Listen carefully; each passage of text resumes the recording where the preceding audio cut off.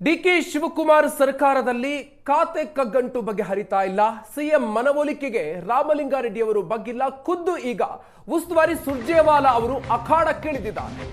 ಸುರ್ಜೇವಾಲಾ ಹಾಗೂ ರಾಮಲಿಂಗಾರೆಡ್ಡಿ ಪ್ರತ್ಯೇಕವಾಗಿ ಚರ್ಚೆಯನ್ನ ನಡೆಸಿದ್ದಾರೆ. ಸುರ್ಜೇವಾಲಾ ಅವರ ಜೊತೆಗೆ ಸುಮಾರು 30 ನಿಮಿಷಗಳ ಕಾಲ ರಾಮಲಿಂಗಾರೆಡ್ಡಿ ಅವರು ಚರ್ಚೆಯನ್ನ ಮಾಡಿದ್ದಾರೆ. ತಾಜ್ ವೆಸ್ಟ್ ಇಂಡ್ ಹೋಟೆಲ್ನಲ್ಲಿ ಸುರ್ಜೇವಾಲಾ ಜೊತೆಗೆ ಚರ್ಚೆಯನ್ನ ಮಾಡಿದ್ರು. ನಿನ್ನೆ ರಾತ್ರಿ ಸುಮಾರು 2.5 ಗಂಟೆಗಳ ಕಾಲ ಮುಖ್ಯಮಂತ್ರಿಗಳ ಜೊತೆಗೆ ಮಾತುಕತೆಯನ್ನು ನಡೆಸಿದ್ರು. ಅಸಮಾಧಾನದ ಬಳಿಕ ಮುಖ್ಯಮಂತ್ರಿಗಳೇ ರಾಮಲಿಂಗಾರೆಡ್ಡಿ ಅವರನ್ನ ಭೇಟಿಯಾಗಿ ರಾಜೀನಾಮೆಯನ್ನು ಕೊಟ್ಟ ನಂತರ ರಾತ್ರಿ ರಾಮಲಿಂಗಾರೆಡ್ಡಿ ಅವರನ್ನ ಭೇಟಿಯಾಗಿ ಸುದೀರ್ಘವಾಗಿ ಮಾತುಕತೆಯನ್ನು ನಡೆಸಿದ್ರು. ರಾಮಲಿಂಗಾರೆಡ್ಡಿ ಅವರ ಮನವೊಲಿಕೆಯ ಪ್ರಯತ್ನಗಳನ್ನು ನಡೆಸಿದ್ರು. ಆದರೆ ಯಾವುದೇ ರೀತಿಯಲ್ಲೂ ಕೂಡ ಸಮಸ್ಯೆ ಸಂಪೂರ್ಣವಾಗಿ ಬಗೆಹರಿದಿಲ್ಲ. ಇವತ್ತು ಬೆಳಿಗ್ಗೆ ಕೂಡ ಅಷ್ಟೇ ರಾಮಲಿಂಗಾರೆಡ್ಡಿ ಅವರು ನಿನ್ನೆ ನಡೆದಿರುವಂತಹ ಮುಖ್ಯಮಂತ್ರಿಗಳ ಜೊತೆಗಿನ ಮಾತುಕತೆಗೆ ಸಂಬಂಧಪಟ್ಟಂತೆ ಯಾವುದೇ ವಿಚಾರವನ್ನು ಕೂಡ ಬಹಿರಂಗಗೊಳಿಸಿಲ್ಲ. ಇದೇ ಸಂದರ್ಭದಲ್ಲಿ ಉಸ್ತುವಾರಿ ಸುರ್ಜೇವಾಲಾ ಅವರ ಜೊತೆಗೆ ಸುಮಾರು ಅರ್ಧ ಗಂಟೆಗಳ ಕಾಲ ಮಾತುಕತೆಯನ್ನು ನಡೆಸಿದ್ದಾರೆ. ಸುರ್ಜೇವಾಲಾ ಹಾಗೂ ರಾಮಲಿಂಗಾರೆಡ್ಡಿ ಅವರು ತಾಜ್ ವೆಸ್ಟ್ ಎಂಡ್ ಹೋಟೆಲ್ನಲ್ಲಿ 30 ನಿಮಿಷಗಳ ಕಾಲ ಚರ್ಚೆಯಾಗಿದೆ. ಮನವೊಲಿಸುವಂತ ಪ್ರಯತ್ನಗಳು ಮುಂದುವರೆದಿದೆ. ಇನ್ನು ಇದೇ ಸಂದರ್ಭದಲ್ಲಿ ಸುರ್ಜೇವಾಲಾ ಮುಂದೆ ಕೂಡ ಕೊಟ್ಟ ಮಾತನ್ನ ನೆನಪಿಸಿದ್ದಾರೆ ರಾಮಲಿಂಗಾರೆಡ್ಡಿ ಅವರು. ತಮಗಾಗಿರುವಂತಹ ಅನ್ಯಾಯದ ಬಗ್ಗೆ ರಾಮಲಿಂಗಾರೆಡ್ಡಿ ಪ್ರಸ್ತಾಪ ಮಾಡಿದ್ದಾರೆ. ಈ ಹಿಂದೆ ಡಿಕೆ ಶಿವಕುಮಾರ್ ಕೊಟ್ಟ ಮಾತಿನ ಬಗ್ಗೆ ರಾಮಲಿಂಗಾರೆಡ್ಡಿ ಪ್ರಸ್ತಾಪ ಮಾಡಿದ್ದಾರೆ. ಬೆಂಗಳೂರು ಅಭಿವೃದ್ಧಿ ಖಾತೆಯ ಬಗ್ಗೆ ಮಾತುಕತೆಯ ಪ್ರಸ್ತಾಪವನ್ನು ಸುರ್ಜೇವಾಲಾ ಅವರ ಜೊತೆಗಿನ ಈ ಅರ್ಧ ಗಂಟೆ ಮಾತುಕತೆಯ ಸಂದರ್ಭದಲ್ಲೂ ಕೂಡ ಅವರು ಹೇಳಿದ್ದಾರೆ. ನಿನ್ನೆ ರಾತ್ರಿ ರಾಮಲಿಂಗಾರೆಡ್ಡಿ ಜೊತೆಗೆ ಮುಖ್ಯಮಂತ್ರಿಗಳು ಚರ್ಚೆ ನಡೆಸಿದ್ರು. ಸಿಎಂ ಭೇಟಿ ಬಳಿಕವೂ ಕೂಡ ಏನಾಯ್ತು, ಯಾವ ರೀತಿಯಾಗಿ ಚರ್ಚೆ ನಡೀತು, ಜೊತೆಗೆ ಸಿಎಂ ಏನ್ ಹೇಳಿದ್ರು, ಯಾವುದೇ ವಿಚಾರವನ್ನು ಕೂಡ ಕುಟ್ಟನ್ನು ಬಿಟ್ಕೊಟ್ಟಿಲ್ಲ ರಾಮಲಿಂಗಾರೆಡ್ಡಿ ಅವರು. ಇವತ್ತು ಕೂಡ ಅಷ್ಟೇ ಈಗ ಸುರ್ಜೇವಾಲಾ ಅವರ ಜೊತೆಗಿನ ಅರ್ಧ ಗಂಟೆಯ ಮೀಟಿಂಗ್ ನಲ್ಲಿ ಏನಾಗಿದೆ ಇನ್ನಷ್ಟೇ ಗೊತ್ತಾಗಬೇಕಾಗಿದೆ. ಇಲ್ಲಿಯವರೆಗೂ ಕೂಡ ರಾಮಲಿಂಗಾರೆಡ್ಡಿ ಅವರ ನಡೆ ಏನು ಅನ್ನೋದು ಸಸ್ಪೆನ್ಸ್ ಆಗಿ ಉಳ್ಕೊಂಡಿದೆ. ಈಗಾಗಲೇ ಮುಖ್ಯಮಂತ್ರಿಗಳಿಗೆ ತಮ್ಮ ರಾಜೀನಾಮೆಯನ್ನ ಸಲ್ಲಿಸಿದ್ದಾರೆ ರಾಮಲಿಂಗಾರೆಡ್ಡಿ ಅವರು. ಅದಾದ ನಂತರ ನಿನ್ನೆ ಇಡೀ ದಿನ ರಾತ್ರಿವರೆಗೂ ಕೂಡ ಅವರು ಯಾರಿಗೂ ಕೂಡ ಯಾರ ಸಂಪರ್ಕಕ್ಕೂ ಕೂಡ ಸಿಕ್ಕಿರಲಿಲ್ಲ. ತಮ್ಮ ಫೋನನ್ನು ಸ್ವಿಚ್ ಆಫ್ ಮಾಡ್ಕೊಂಡಿದ್ರು. ಅದಾದ ನಂತರ ರಾತ್ರಿ ವಾಪಸ್ ಆಗಿದ್ರು. ಈ ಸಂದರ್ಭದಲ್ಲಿ ಮುಖ್ಯಮಂತ್ರಿಗಳು ರಾಮಲಿಂಗಾರೆಡ್ಡಿ ಅವರನ್ನ ಭೇಟಿಯಾಗಿದ್ದಾರೆ. ಅವರ ಮನವೊಲಿಸುವಂತಹ ಪ್ರಯತ್ನವನ್ನ ಮಾಡಿದ್ರು. ಇವತ್ತು ಸುರ್ಜೇವಾಲಾ ಅವರ ಜೊತೆಗೆ ರಾಮಲಿಂಗಾರೆಡ್ಡಿ ಅವರು ಸುಮಾರು ಅರ್ಧ ಗಂಟೆಗಳ ಕಾಲ ಚರ್ಚೆಯನ್ನು ನಡೆಸಿದ್ದಾರೆ. ರಾಮಲಿಂಗಾರೆಡ್ಡಿ ಅವರ ಮನವೊಲಿಸುವಂತಹ ಪ್ರಯತ್ನ ಯಶಸ್ವಿಯಾಗಿದೆಯಾ, ಅವರ ನಿರ್ಧಾರ ಏನು, ಎಲ್ಲವೂ ಕೂಡ ಸದ್ಯದ ಮಟ್ಟಿಗೆ ನಿಗೂಢವಾಗಿ ಉಳ್ಕೊಂಡಿದೆ.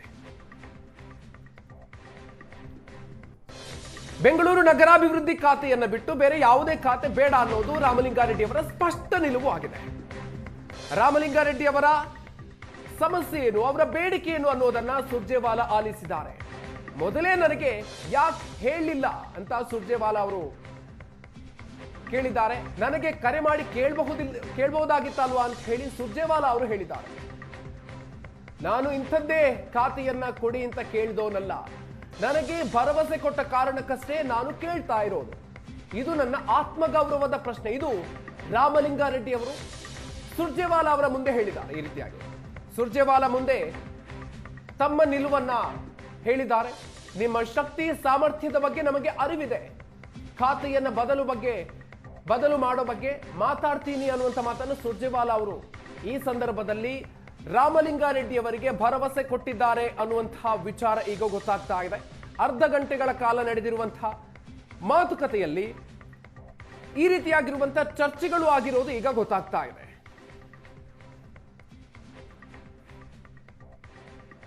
ಈ ಬಗ್ಗೆ ಹೆಚ್ಚಿನ ಡೀಟೇಲ್ಸ್ ಕೊಡ್ತಾರೆ ನಮ್ಮ ಪ್ರತಿನಿಧಿ ಮುತ್ತಪ್ಪ. ಇದೀಗ ನಮ್ಮ ಜೊತೆಗೆ ನೇರ ಸಂಪರ್ಕದಲ್ಲಿ ಜಾಯ್ನ್ ಆಗ್ತಾ ಇದ್ದಾರೆ. ಮುತ್ತಪ್ಪ, ರಾಮಲಿಂಗಾರೆಡ್ಡಿ ಅವರ ಮನವೊಲಿಕೆಯ ಪ್ರಯತ್ನ ಸುರ್ಜೇವಾಲಾ ಅವರ ಕಡೆಯಿಂದ ಕೂಡ ಆಯಿತು. ಅರ್ಧ ಗಂಟೆಗಳ ಕಾಲ ಮಾತುಕತೆ ನಡೀತು. ಏನೇನು ಚರ್ಚೆ ಆಗಿದೆ ಅನ್ನೋದ್ರ ಬಗ್ಗೆ ಏನೆಲ್ಲ ಅಪ್ಡೇಟ್ಸ್ ಇದೆ ಮುತ್ತಪ್ಪ? ಮಧುಕರ್, ರಾಮಲಿಂಗಾರೆಡ್ಡಿ ಅವರು ರಾಜೀನಾಮೆ ಕೊಟ್ಟ ನಂತರದಲ್ಲಿ ಸಾಕಷ್ಟು ರಾಜಕೀಯ ಬೆಳವಣಿಗೆ ಕೂಡ ನಡೀತಾ ಇತ್ತು. ನಿನ್ನೆ ಕೂಡ ಸ್ವತಃ ಮುಖ್ಯಮಂತ್ರಿಗಳಾಗಿರುವಂತಹ ಡಿ.ಕೆ. ಶಿವಕುಮಾರ್ ಅವರು ಬಂದು ಅವರನ್ನ ಮನವೊಲಿಸುವಂತಹ ಕೆಲಸ ಮಾಡಿದ್ರು. ಆಗ್ಲೂ ಕೂಡ ರಾಮಲಿಂಗಾರೆಡ್ಡಿ ಅವರು ತಮ್ಮ ನಿಲುವನ್ನು ಮಾತ್ರ ಬದಲಾವಣೆ ಮಾಡ್ಕೊಳ್ಳಿಲ್ಲ. ನನಗೆ ಬೆಂಗಳೂರು ಖಾತೆಯನ್ನು ಕೊಡಬೇಕು, ತಾವು 2 ಬಾರಿ ಮಾತು ಕೊಟ್ಟಿದ್ರೆ 2 ಬಾರಿಯಲ್ಲೂ ಕೂಡ ಮಾತು ತಪ್ಪಿದ್ದೀರಾ ಅಂತ ಹೇಳ್ಬಿಟ್ಟು ತಮ್ಮ ಪಟ್ಟನ್ನು ಕೂಡ ಹಿಡಿದಿದ್ರು. ಅದಾದ ನಂತರ ಡಿ.ಕೆ. ಶಿವಕುಮಾರ್ ಅವರು ಕೂಡ ನಿನ್ನೆ ಅವರಿಗೆ ಒಂದು ಮುಕ್ತವಾದಂತಹ ಅವಕಾಶವನ್ನು ಕೊಟ್ಟಿದ್ರು. ಈ ಜಲಸಂಪನ್ಮೂಲ ಖಾತೆಯನ್ನು ಹೊರತುಪಡಿಸಿ ನಿಮಗೆ ಉಳಿದಂತಹ ಖಾತೆ ಯಾವ ಖಾತೆ ಬೇಕಾದ್ರೂ ನೀವು ಕೇಳಿ, ಆ ಖಾತೆಯನ್ನು ಕೊಡೋಕೆ ನಾನು ಸಜ್ಜಾಗಿದ್ದೀನಿ. ಆದರೆ ಈಗಾಗಲೇ ಹಂಚಿಕೆ ಆಗಿರುವಂತಹ ಖಾತೆಯನ್ನು ತೆಗೆದು ನಿಮಗೆ ಕೊಡಬೇಕಾದ್ರೆ ಕಷ್ಟಕರವಾಗುತ್ತೆ ಅಂತ ಹೇಳ್ಬಿಟ್ಟು ಅವರು ಕೂಡ ಹೇಳಿದ್ರು. ಆ ಬಗ್ಗೆನೂ ಕೂಡ ರಾಮಲಿಂಗಾರೆಡ್ಡಿ ಅವರು ಕೂಡ ಅದರ ಬಗ್ಗೆ ಚರ್ಚೆ ಮಾಡಿ ಇವತ್ತು 40 ನಿಮಿಷಗಳ ಕಾಲ ಸುರ್ಜೇವಾಲಾ ಅವರನ್ನು ಭೇಟಿಯಾಗಿ ಮಾತುಕತೆ ಕೂಡ ನಡೆಸಿದ್ರು. ಆ ಒಂದು ಸಭೆಯಲ್ಲೂ ಕೂಡ ರಾಮಲಿಂಗಾರೆಡ್ಡಿ ಅವರು ಈ ಹಿಂದೆ ಡಿ.ಕೆ. ಶಿವಕುಮಾರ್ ಅವರು ಏನು ಮಾತನ್ನ ಕೊಟ್ಟಿದ್ರು, ಜೊತೆಗೆ ಆ ಮಾತಿನಂತೆ ನಡ್ಕೊಂಡಿಲ್ಲ, ಜೊತೆಗೆ ಯಾಕೆ ಬೆಂಗಳೂರು ಅಭಿವೃದ್ಧಿ ನನಗೆ ಬೇಕು ಅನ್ನೋದ್ರ ಬಗ್ಗೆ ಕೂಡ ಸಂಪೂರ್ಣವಾದಂತಹ ವಿವರವನ್ನ ಸುರ್ಜೇವಾಲಾ ಕೊಡುವಂತ ಕೆಲಸ ಕೂಡ ಮಾಡಿದ್ದಾರೆ. ಆಗ್ಲೂ ಕೂಡ ಸುರ್ಜೇವಾಲಾ ಹೇಳುವುದೇನು, ಈಗೇನು ಬಾಕಿ ಇದಾವೆ ಖಾತೆಗಳು, ಆ ಖಾತೆಯಲ್ಲಿರುವಂತಹ ಯಾವ ಇಲಾಖೆ ಬೇಕಾದ್ರೂ ನೀವು ತಗೊಳ್ಳಿ, ಅದನ್ನ ನಾವು ಕೊಡೋಕೆ ಸಜ್ಜರಾಗಿದ್ದೀವಿ. ಆದ್ರೆ ಬೆಂಗಳೂರು ನಗರಾಭಿವೃದ್ಧಿ ಖಾತೆನ ಈಗಾಗಲೇ ಏನು ಕೃಷ್ಣ ಬೈರೇಗೌಡರಿಗೆ ಕೊಟ್ಟಾಗಿದೆ, ಅದನ್ನು ತೆಗೆದು ಮತ್ತೆ ನಿಮಗೆ ಕೊಟ್ಟರೆ ಬೇರೆ ರೀತಿಯಾದಂತಹ ಸಂದೇಶವನ್ನ ರವಾನೆ ಮಾಡಿದಂತಾಗುತ್ತೆ ಅಂತ ಕೂಡ ಸುರ್ಜೇವಾಲಾ ಅವರು ರಾಮಲಿಂಗಾರೆಡ್ಡಿ ಅವರಿಗೆ ಮನವರಿಕೆ ಮಾಡಿಕೊಡುವಂತಹ ಕೆಲಸ ಕೂಡ ಮಾಡಿದ್ದಾರೆ. ಈಗ ಏನೆಲ್ಲ ಅವಕಾಶಗಳು ಇದಾವೆ ಅನ್ನೋದ್ರ ಬಗ್ಗೆ ಸಂಪೂರ್ಣವಾದಂತಹ ಒಂದು ಮಾಹಿತಿಯನ್ನು ಪಡೆದುಕೊಂಡು ರಾಮಲಿಂಗಾರೆಡ್ಡಿ ಅವರು ಈಗಾಗಲೇ ಹೊರಗಡೆ ಬಂದಿರುವಂತದ್ದು. ತಮ್ಮ ಏನು ಆಪ್ತರ ಜೊತೆಗೆ ಚರ್ಚೆನ ಮಾಡಿ ತಮ್ಮ ನಿಲುವೇನಿದೆ, ಯಾವ ಖಾತೆ ಬೇಕು ಅನ್ನೋದ್ರ ಬಗ್ಗೆ ಏನು ಹೈಕಮಾಂಡ್ಗೆ ಮಾಹಿತಿ ಕೊಡುವಂತಹ ಕೆಲಸ ಮಾಡ್ತಾರೆ. ಒಂದೊಮ್ಮೆ ಏನಾದರೂ ತಮ್ಮ ಆಪ್ತ ವಲಯದಲ್ಲಿರುವಂತವರು ಬೆಂಗಳೂರು ಬಿಟ್ಟು ಯಾವುದು ಕೂಡ ತೆಗೆದುಕೊಳ್ಳಬೇಡಿ ಅಂತನಾದ್ರೆ ಏನು ಈಗಾಗಲೇ ರಾಜೀನಾಮೆ ಏನು ಸಲ್ಲಿಕೆ ಮಾಡಿದ್ದಾರೆ, ಅದಕ್ಕೆ ಇವರು ಸ್ಟಿಪಾನ್ ಆಗುವಂತಹ ಸಾಧ್ಯತೆ ಇದೆ. ಹೀಗಾಗಿ ಇನ್ನೇನು ಕೆಲವೇ ಹೊತ್ತಲ್ಲಿ ರಾಮಲಿಂಗಾರೆಡ್ಡಿ ಅವರು ತಮ್ಮ ನಿರ್ಧಾರವನ್ನ ಪ್ರಕಟ ಮಾಡುವಂತಹ ಸಾಧ್ಯತೆ ಇದೆ. ಸುರ್ಜೇವಾಲಾ ಅವರು ಕೊಟ್ಟಂತಹ ಏನು ಅವಕಾಶ ಏನಿತ್ತು, ಜೊತೆಗೆ ಡಿ.ಕೆ. ಶಿವಕುಮಾರ್ ಕೊಟ್ಟಂತಹ ಆಫರ್, ಎರಡರ ಬಗ್ಗೆ ಕೂಡ ಚರ್ಚೆ ಮಾಡಿಕೊಂಡು ಅಂತಿಮವಾದಂತಹ ತಮ್ಮ ಒಂದು ನಿಲುವನ್ನ ಪ್ರಕಟ ಮಾಡುವಂತಹ ಸಾಧ್ಯತೆ ಇದೆ. ಮಧುಕರ್, ಸುದೀಕ್, ಅಂದ್ರೆ ರಾಮಲಿಂಗಾರೆಡ್ಡಿ ಅವರ ನಿಲುವು ಏನು ಅನ್ನೋದಿನ್ನೂ ಕೂಡ ಪ್ರಶ್ನಾರ್ಥಕವಾಗಿ ಉಳ್ಕೊಂಡಿದೆ. ಏನಾದ್ರೂ ಡಿಸೈಡ್ ಮಾಡಿರುವಂತಹ ಸಾಧ್ಯತೆ ಇದೆಯಾ ಈ ಮೀಟಿಂಗ್ ನ ಸಂದರ್ಭದಲ್ಲಿ, ಅಥವಾ ಏನಾದ್ರೂ ಟೈಮ್ ಕೇಳಿದ್ದಾರೆ ಹೇಗೆ?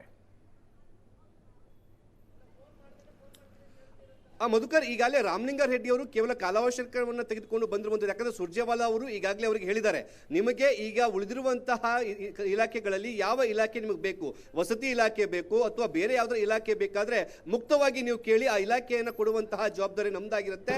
ಆದರೆ ಈಗಾಗಲೇ ಹಂಚಿಕೆ ಆಗಿರುವಂತಹ ಖಾತೆಗಳನ್ನು ತೆಗೆದುಬಿಟ್ಟು ನಿಮಗೆ ಕೊಟ್ಟರೆ ಕಾಂಗ್ರೆಸ್ ಪಕ್ಷದಲ್ಲಿ ಒಂದು ತಪ್ಪು ಸಂದೇಶ ಹೋಗುವಂತಹ ಸಾಧ್ಯತೆ. ಹೀಗಾಗಿ ನಿಮಗೆ ಯಾವ ಖಾತೆ ಬೇಕು ಹೇಳಿ ಅಂತ ಹೇಳ್ಬಿಟ್ಟು ಅವಕಾಶವನ್ನು ಕೊಟ್ಟಿರುವಂತಹ ಕಾರಣಕ್ಕಾಗಿ ರಾಮಲಿಂಗಾರೆಡ್ಡಿ ಅವರು ನಾವೊಂದು ಚರ್ಚೆ ಮಾಡಿ ಸಂಜೆ ಒಳಗಾಗಿ ನನ್ನ ನಿರ್ಧಾರವನ್ನು ನಾನು ಹೇಳ್ತೀನಿ ಅನ್ನೋ ಮಾತನ್ನು ಕೂಡ ಹೇಳಿ ಹೊರ ಬಂದಿರುವಂತದ್ದು. ಈಗಾಗಲೇ ಅವರ ಜೊತೆಗಿದ್ದಂತಹ ಆಪ್ತರ ಜೊತೆಗೂ ಕೂಡ ಚರ್ಚೆ ಮಾಡುವಂತಹ ಕೆಲಸವನ್ನು ರಾಮಲಿಂಗಾರೆಡ್ಡಿ ಅವರು ಮಾಡ್ತಿದ್ದಾರೆ. ಇನ್ನೇನು ಕೆಲವೇ ಹೊತ್ತಲ್ಲಿ ಅವರಿಗೆ ಕೊಟ್ಟಿರುವಂತಹ ಜಲಸಂಪನ್ಮೂಲ ಇಲಾಖೆಯ ಜೊತೆಗೆ ಬೇರೆ ಖಾತೆನೂ ಕೂಡ ಕೇಳ್ತಾರೋ, ಅಥವಾ ಯಾವ ಖಾತೆನೂ ಬೇಡ, ನಾನು ಶಾಸಕನಾಗಿ ಇರ್ತೀನಿ, ನಾನು ರಾಜೀನಾಮೆಯನ್ನ ಅಂಗೀಕಾರ ಮಾಡಿ ಅಂತ ಹೇಳಿ ಈ ಸಂದೇಶವನ್ನು ಕೊಡ್ತಾರೋ ಗೊತ್ತಿಲ್ಲ.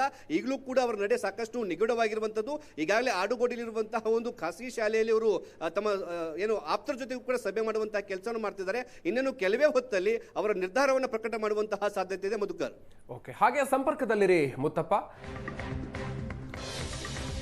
ಇನ್ನು ಖಾತೆ ಬದಲಾವಣೆಗೆ ಪಟ್ಟು ಹಿಡಿದಿದ್ದಾರೆ ರಾಮಲಿಂಗಾರೆಡ್ಡಿ ಅವರು.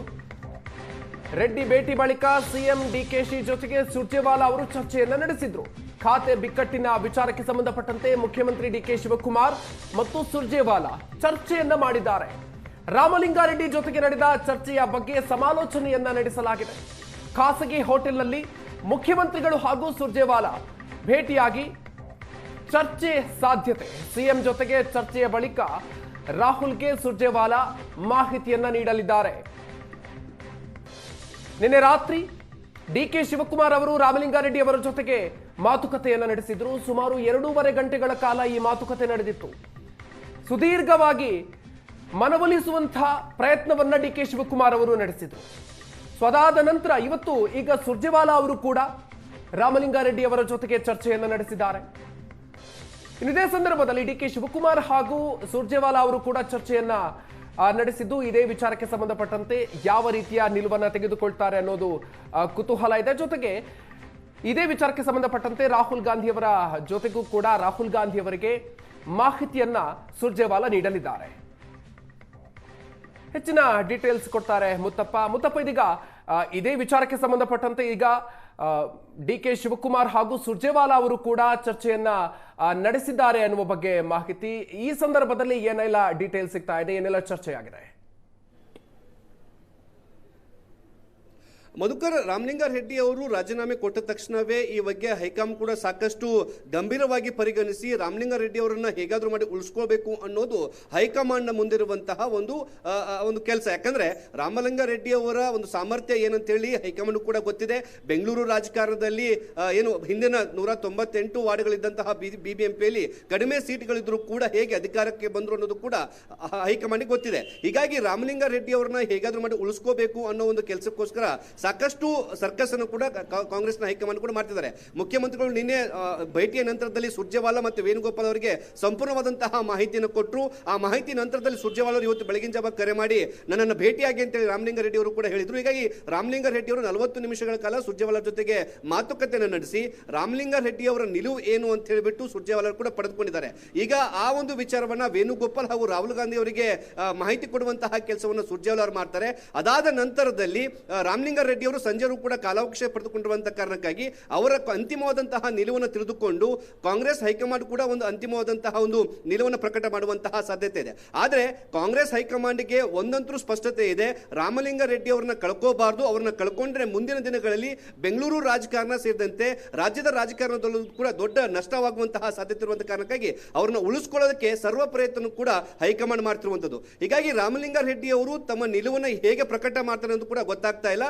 ಜಲಸಂಪನ್ಮೂಲ ಇಲಾಖೆಯ ಜೊತೆಗೆ ಬೇರೆ ಖಾತೆನೂ ಕೂಡ ಕೇಳಬಹುದು, ಅಥವಾ ಬೇರೆ ಖಾತೆ ಎರಡೂ ಬೇಡ, ನನಗೆ ನಾನು ಬರೀ ಶಾಸಕನಾಗಿರ್ತೀನಿ ಅಂತ ಕೂಡ ಹೇಳ್ಬೋದು. ಹೀಗಾಗಿ ಅವ್ರು ಏನೇ ಪ್ರಕಟ ಮಾಡಿದ್ರು ಕೂಡ ಅದನ್ನು ಹೇಗೆ ಟ್ಯಾಕಲ್ ಮಾಡಬೇಕು ಅನ್ನೋದನ್ನ ಕಾಂಗ್ರೆಸ್ನ ಹೈಕಮಾಂಡ್ ನಾಯಕರು ಕೂಡ ಈಗ ಮಾಡ್ತಿದ್ದಾರೆ. ಈಗ ರಾಮಲಿಂಗಾರೆಡ್ಡಿ ಅವರು ಈಗ ಇಲ್ಲಿವರೆಗೂ ಕೂಡ ಏನ್ ಚರ್ಚೆ ಆಗಿತ್ತು ಆ ಚರ್ಚೆಯನ್ನ ವೇಣುಗೋಪಾಲ್ ಅವರಿಗೆ, ಡಿ ಕೆ ಶಿವಕುಮಾರ್ ಅವರಿಗೆ ಕೊಡುವಂತಹ ಕೆಲಸವನ್ನ ಸುರ್ಜೇವಾಲಾ ಅವರು ಕೂಡ ಮಾಡ್ತಿರುವಂತದ್ದು. ಮಧುಕರ್, ಓಕೆ, ಧನ್ಯವಾದ ಮುತ್ತಪ್ಪ ಡೀಟೇಲ್ಸ್ಗೆ.